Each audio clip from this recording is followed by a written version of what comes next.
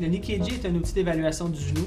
En fait, c'est un système d'attache, comme une orthèse de genou sur laquelle on vient mettre des marqueurs réfléchissants, comme vous voyez au niveau du tibia et au fémur. Et le patient vient en fait marcher durant faire les tâches fonctionnelles.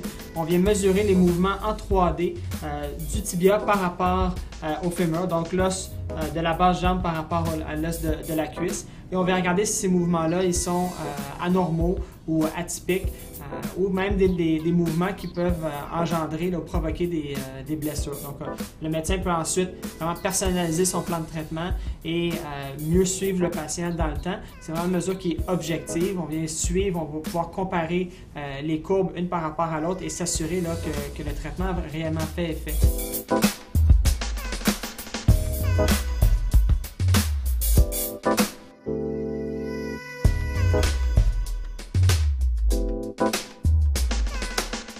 Une fois que l'examen est terminé, immédiatement après, les logiciels nous permettent d'aller avoir les données.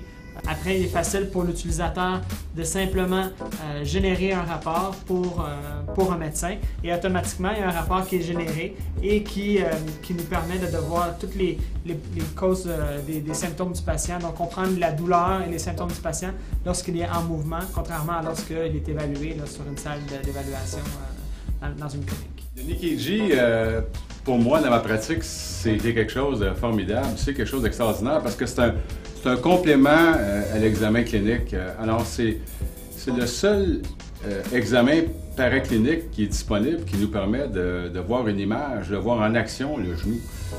C'est bon, ça nous permet d'évaluer des suivis, en fait, des évaluations de post-traumatiques, voir des patients avec l'arthrose.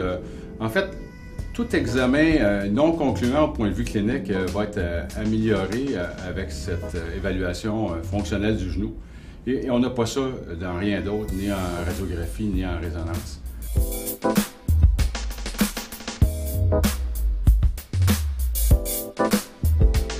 Donc, le Nikkeiji est un instrument qui est vraiment aide le clinicien, d'une part, à faire des diagnostics plus précis. C'est probablement le seul instrument qu'on a actuellement qui nous permet de voir et d'analyser un genou de façon dynamique. Il y a plusieurs autres intérêts à ce Nikkeiji-là, mis à part un intérêt pour aider au diagnostic, il y a également un intérêt pour voir comment un traitement va fonctionner.